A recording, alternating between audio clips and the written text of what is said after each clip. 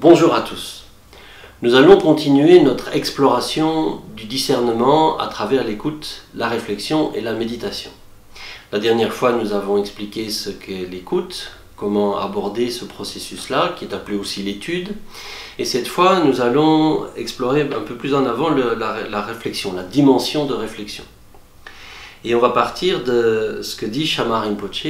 Il dit, après avoir considéré les raisonnements et la logique, et obtenu le raisonnement correspondant à l'écoute ou à l'étude. Donc, on a déjà une première intégration de l'enseignement par l'écoute ou par l'étude. Sur base de cela, il va falloir mener maintenant une analyse.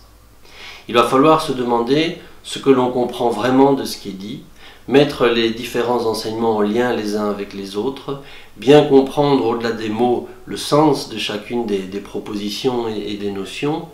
Bref, ce qu'il va nous falloir faire, c'est ce que, comme le dit Beru Khyentse Rinpoche, arriver à une compréhension intérieure définitive.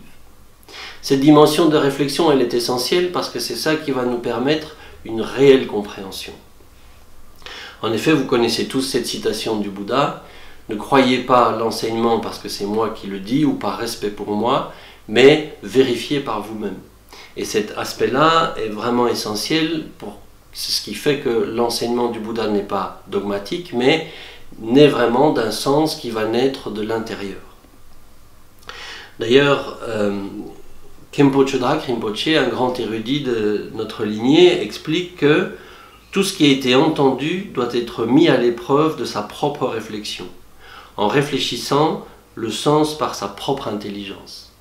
Il y a là la mise en œuvre de notre propre discernement, de notre propre intelligence, pour avoir une compréhension de plus en plus profonde qui dépasse notre éducation, notre champ de représentation.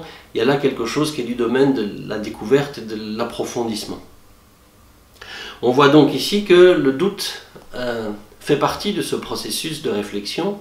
Le doute a quelque chose de sain, dans le sens où il va nous questionner et il va nous demander de creuser certaines notions à laquelle nous n'adhérons pas a priori ou qui nous posent question.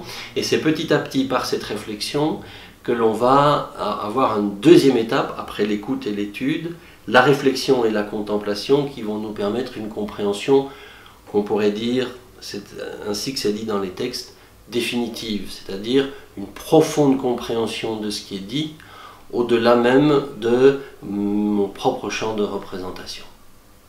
Il ne reste plus qu'à voir maintenant le discernement par la méditation. Ce sera la fois prochaine. À bientôt.